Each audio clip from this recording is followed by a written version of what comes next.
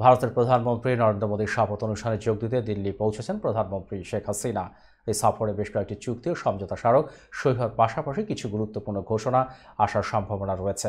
প্রধানমন্ত্রীর press wing থেকে জানানো হয়েছে, প্রধানমন্ত্রী ও তার সফর সঙ্গীদের বহনকারী বাংলাদেশ বিমানের বিশেষ ফ্লাইটটি স্থানীয় সময় বেলা 11টা 51 অবতরণ করে। এর আগে প্রধানমন্ত্রী ও তার সফর সঙ্গীদের বহনকারী বিমান বাংলাদেশের একটি ফ্লাইট আজ সকাল 10টা 15 ঢাকা হজরত শাহজালাল আন্তর্জাতিক বিমানবন্দর ত্যাগ করে। নয়াদিল্লিতে অবস্থানকালে শেখ হাসিনা রোববার সন্ধ্যা 7টায় রাষ্ট্রপতি ভবনের শপথ গ্রহণ অনুষ্ঠানে যোগদান করবেন। এরপর সেখানে নরেন্দ্র মোদীর সঙ্গে একান্ত বৈঠক করবেন তিনি। অনুষ্ঠানে আর অংশ নেবেন শ্রীলঙ্কার প্রেসিডেন্ট রনিল বিক্রমাসিংঘে এবং নেপালের প্রধানমন্ত্রী পুষ্পকমল দাহাল সহ বিশ্ব নেতারা।